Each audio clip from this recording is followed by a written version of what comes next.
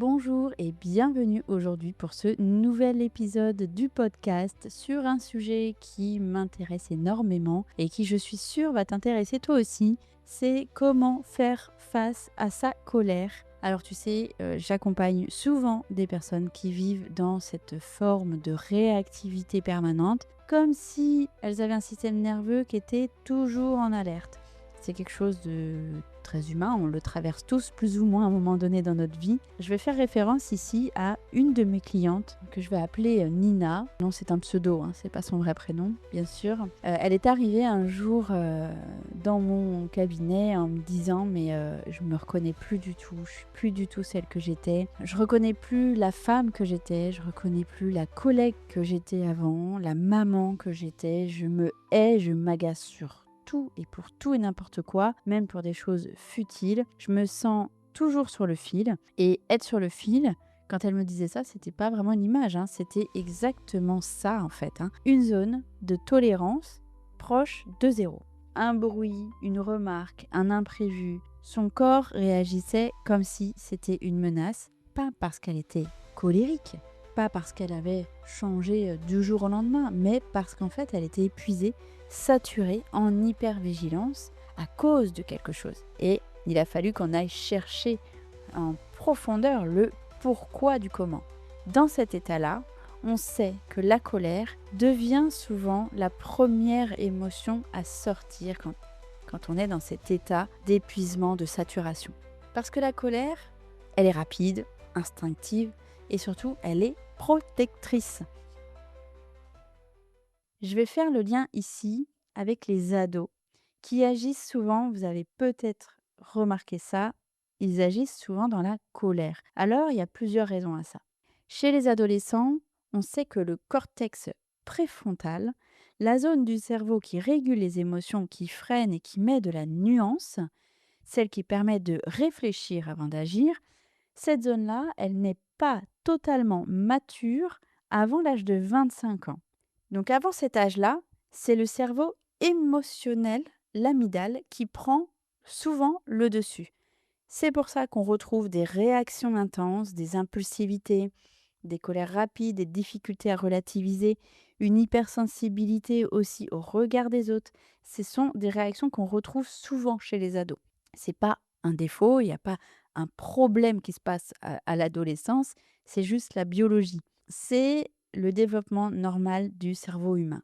Et si parmi vous, certains sont des parents d'ados qui m'écoutent, peut-être que tu vas te reconnaître dans ce que je décris ici. Donc, grosse pensée à vous, les parents d'ados, c'est pas toujours évident. Mais vous voyez vos enfants qui vont réagir très fort, qui vont réagir vite, parfois de manière disproportionnée. Et vous vous demandez ce qui se passe. Bon, c'est pas qu'ils exagèrent, c'est juste que leur cerveau est en pleine construction.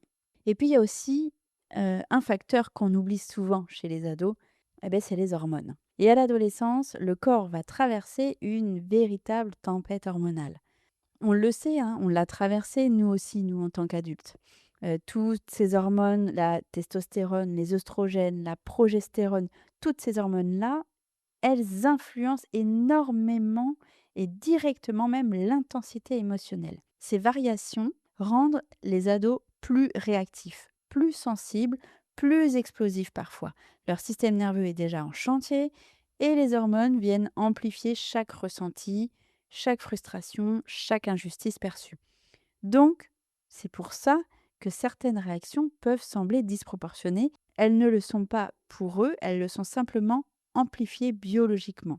On retrouve aussi ces sensibilités-là chez la femme en préménopause ou en ménopause qui traverse ces périodes biologiques hormonales qui vont perturber les émotions et cette notion d'être sur le fil avec une impulsivité face à certaines réactions. On retrouve aussi ça avant l'adolescence, une grande étape qu'on connaît bien en tant que parent ou même tout simplement en tant qu'être humain puisqu'on l'a vécu, même si on s'en souvient peut-être pas, c'est la colère chez l'enfant. Les crises, les tempêtes émotionnelles, la fameuse période où ils disent non, qui apparaît généralement entre 18 mois et 3 ans. À cet âge-là, le cerveau de l'enfant, il est encore en pleine construction et c'est ce fameux cortex préfrontal, cette zone qui régule les émotions, qui freine, nuance et met des mots, qui est encore totalement immature. Alors l'enfant, lui, il va exprimer tout simplement avec ce qu'il a, donc tout par le corps, de manière très intuitive et très instinctive. Il pleure, il va crier, il tape, il va se jeter au sol, il va dire non à tout.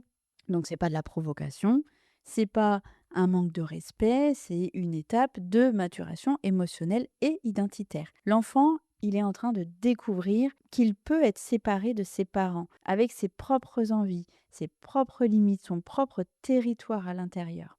Et dire non, s'opposer, refuser, c'est sa manière de tester son pouvoir, d'explorer son autonomie et de comprendre comment le monde réagit à ses besoins. Et à travers ses colères et ses refus, il apprend la frustration, la patience, la gestion de ses émotions et il construit ses premières briques de son futur équilibre émotionnel. C'est une étape importante et majeure de la construction de chaque être humain. Un point important que je voulais aborder ici, si vous ne le savez pas encore, alors notez bien, prenez votre papier, votre crayon, ou alors notez-le bien dans un coin de votre cerveau. C'est une notion essentielle à connaître et à comprendre sur les émotions. Il est bon de savoir qu'une émotion ne dure que 90 secondes dans le corps. 90 secondes, c'est 1 minute 30. C'est la décharge chimique qui circule puis qui s'éteint. Donc vous me direz, moi je ne comprends pas pourquoi ça dure plus longtemps. Déjà, en quelques secondes, ce qui est important de comprendre, c'est ce qui se passe dans le cerveau. Le cerveau, il va basculer donc en mode émotionnel. L'amygdale, elle s'active en premier, elle va détecter un signal important, un danger, l'injustice, une frustration, une surprise, et elle déclenche l'alarme, c'est-à-dire l'émotion. Elle envoie immédiatement un message à l'hypothalamus qui va lancer la réaction corporelle, donc le cœur va s'accélérer, les tensions vont naître dans le corps, dans les muscles, dans les nerfs, une chaleur va monter, la respiration va s'accélérer, et pendant ce temps-là, le cortex préfrontal, la zone qui réfléchit, qui régule, elle, elle va se mettre en retrait. C'est pour ça qu'on réagit vite, et parfois même trop vite, et qu'on va se dire, je me reconnais pas là. C'est le même cheminement pour toutes les émotions. Et tout ça se passe en moins de 2 secondes. L'émotion, c'est un réflexe biologique avant d'être une histoire mentale. Donc, si l'émotion dure plus longtemps qu'1 minute 30, c'est pas l'émotion elle-même, c'est les pensées qui l'alimentent. On va se dire et on va se répéter: «Pourquoi j'ai vécu ça? Je supporte plus ça. C'est toujours la même chose. Pourquoi ça tombe sur moi? Pourquoi il a dit ça?» et cetera et cetera. Ce sont ces pensées qui réactivent la boucle, encore et encore, jusqu'à ce qu'on ait l'impression que la colère dure des heures, voire des jours. Alors dans cet épisode-là, on va comprendre ensemble pourquoi la colère, c'est une émotion principale, d'où elle vient et surtout comment la traverser sans se laisser déborder. Alors, pourquoi la colère est une émotion principale?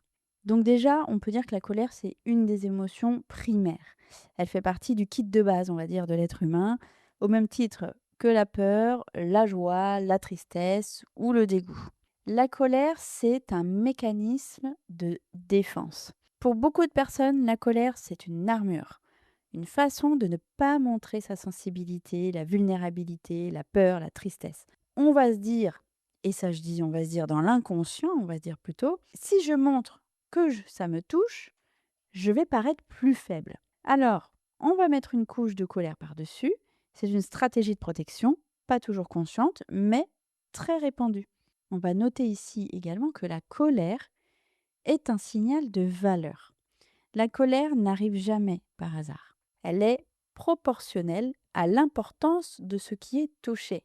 Si quelqu'un te coupe la route, tu t'énerves un peu. Si quelqu'un va manquer de respect à ton enfant, par exemple, tu t'énerves beaucoup plus. Alors pourquoi? Parce que là, ici, une valeur est touchée et c'est pas la même. La colère, elle va pointer du doigt ce qui compte vraiment pour toi. Par exemple, la justice, la loyauté, le respect. la liberté, la sécurité, l'honnêteté.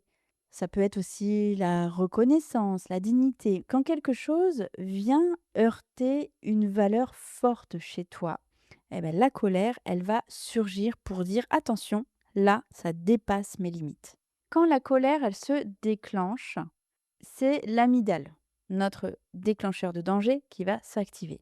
Elle envoie donc un signal d'alarme au corps. Donc, on l'a vu tout à l'heure, hein, le rythme cardiaque s'accélère, les tensions musculaires se mettent dans le corps, la respiration devient plus courte et il y a une espèce de montée d'adrénaline qui se fait. Pendant ce temps-là, le cortex préfrontal, celui qui réfléchit, qui analyse, il va se mettre en retrait. Donc, on va se dire à ce moment-là, je ne me reconnais pas quand je suis en colère parce que ce n'est pas la partie réfléchie de toi qui parle à ce moment-là, c'est la partie protectrice.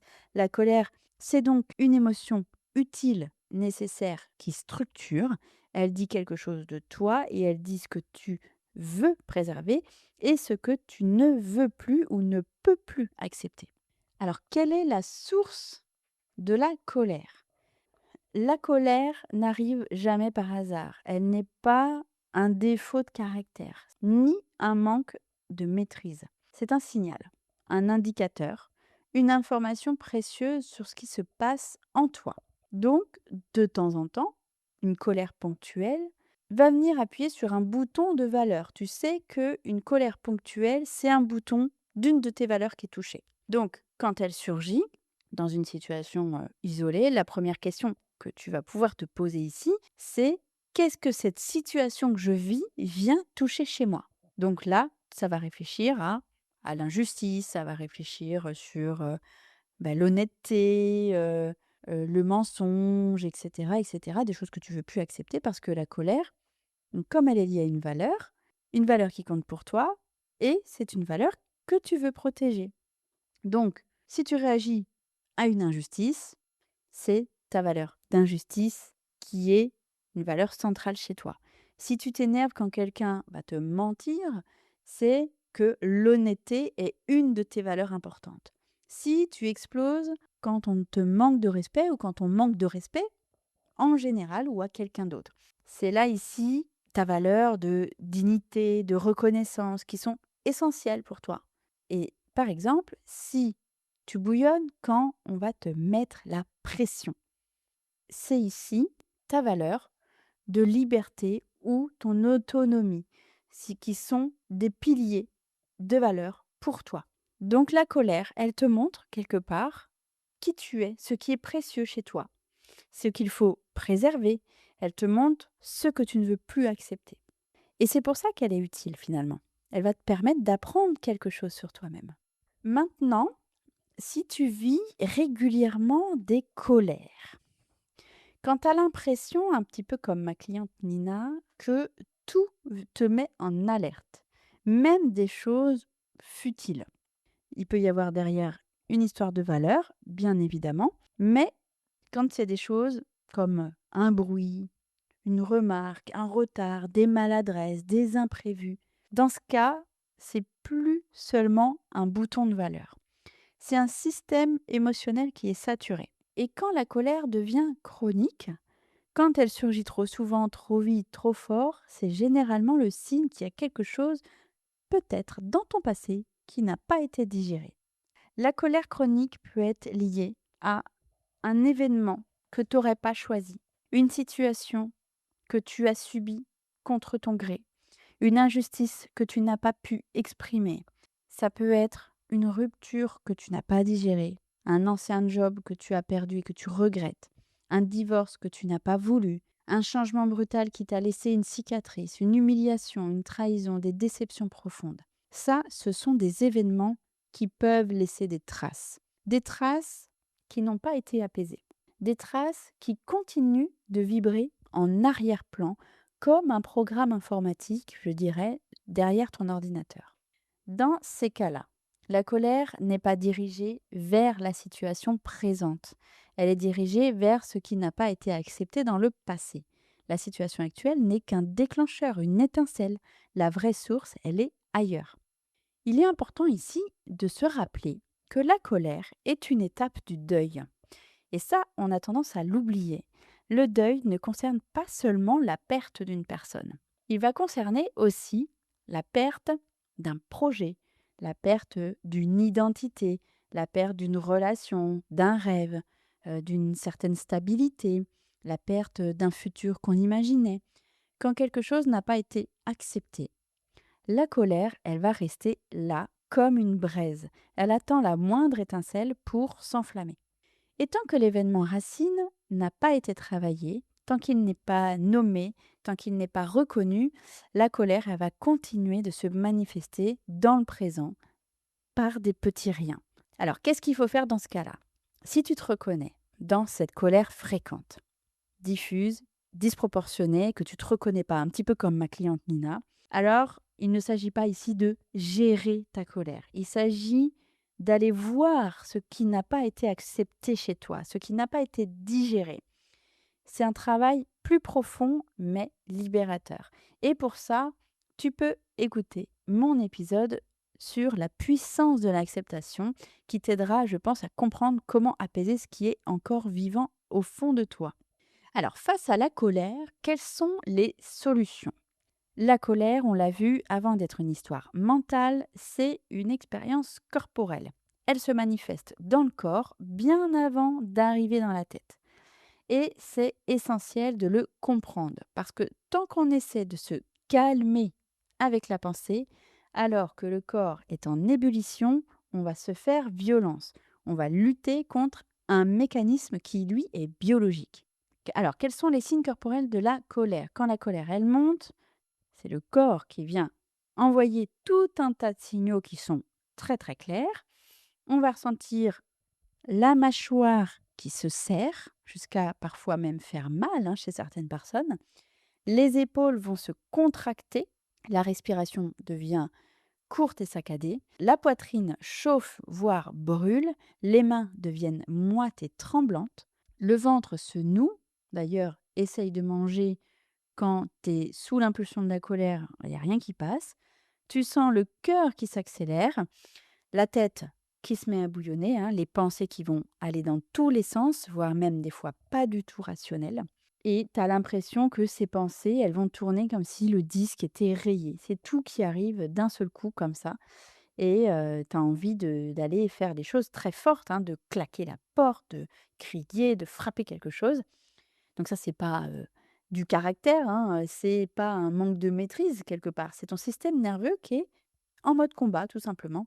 Et c'est la phase de résistance qui se met en marche. Tu es dans ce qu'on appelle donc la phase de résistance et ton corps est prêt à réagir, à se défendre et à se protéger. Il ne va pas être disponible à ce moment-là pour aller faire une méditation, pour aller réfléchir de façon posée, relativiser, discuter posément, respirer calmement. Il n'est pas en capacité de le faire. C'est normal. Tu ne peux pas demander à ton cerveau de philosopher alors que ton corps est en train de lancer une alarme.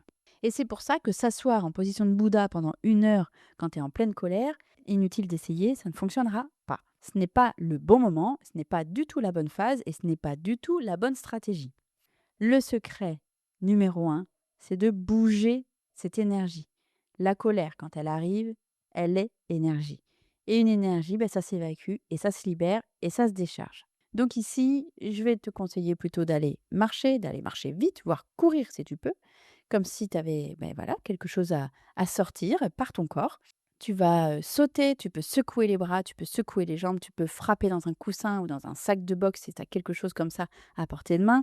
Tu peux crier aussi, crier dans ta voiture ou crier dans un champ. Évite de faire ça à côté de chez tes voisins pour pas leur faire peur, bien sûr. Tu peux aussi faire du sport si vraiment tu en ressens le besoin. À ce moment-là, c'est des périodes, c'est des moments où il faut y aller. Il faut aller décharger. Ce sont des gestes simples qui sont biologiquement adaptés à la colère que tu es en train de vivre. Ils vont permettre à ton système nerveux de redescendre, d'évacuer l'adrénaline, libérer les tensions musculaires et ils vont ramener le corps à un état où il peut enfin écouter, réfléchir, comprendre. Après l'évacuation vient la phase d'acceptation. Une fois que l'énergie est sortie, tu vas pouvoir passer dans cette phase d'acceptation. C'est là où bon, le corps est devenu un peu plus calme, la respiration devient plus lente. Donc, c'est ici, là, que tu peux vraiment travailler ta respiration avec des outils de cohérence cardiaque, par exemple. Là, dans ces moments-là, tu peux pratiquer la méditation, tu peux faire une introspection, discuter, mettre des mots sur ce que tu ressens, sur la situation, mettre du sens aussi à ton analyse, à ce que tu as vécu, à ta réaction. Et aussi, c'est ici que tu vas comprendre ta réaction, comprendre tes valeurs et poser des limites. Mais ça, c'est quelque chose que tu auras du mal à faire avant cette phase d'acceptation. Sinon, tu te fais violence et tu vas renforcer ta colère. Donc, ce qu'il faut retenir ici, c'est que ta colère, c'est pas un problème à supprimer, c'est une énergie à traverser et une fois évacuée, elle laisse la place à plus de compréhension, de nuances et finalement la réparation. Donc, la colère, c'est un message sur tes limites, un message sur tes valeurs, sur ton histoire. Elle montre ce qui doit être protégé, réparé, accepté. Et face à la colère, t'as pas besoin de devenir quelqu'un d'autre. Tu as juste besoin de comprendre, de la laisser passer, de la traverser et de mettre les outils en face. Ici, surtout, ne pas brider sa colère.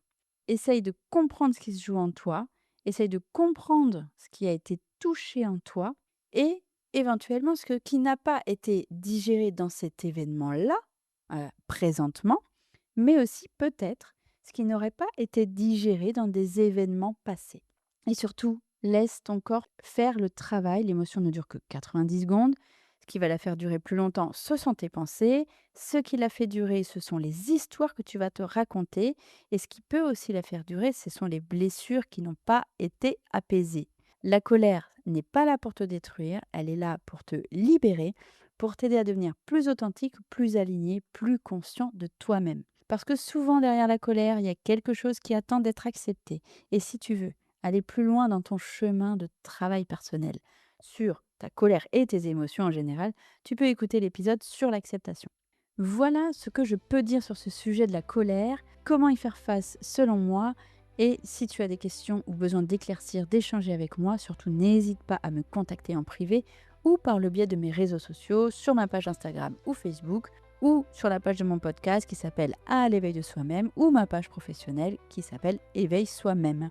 J'ai été ravie de partager cet épisode avec toi. On se retrouve très vite pour un prochain sujet qui t'inspirera tout autant, je l'espère. Et en attendant, surtout, prends soin de toi parce que tu le mérites.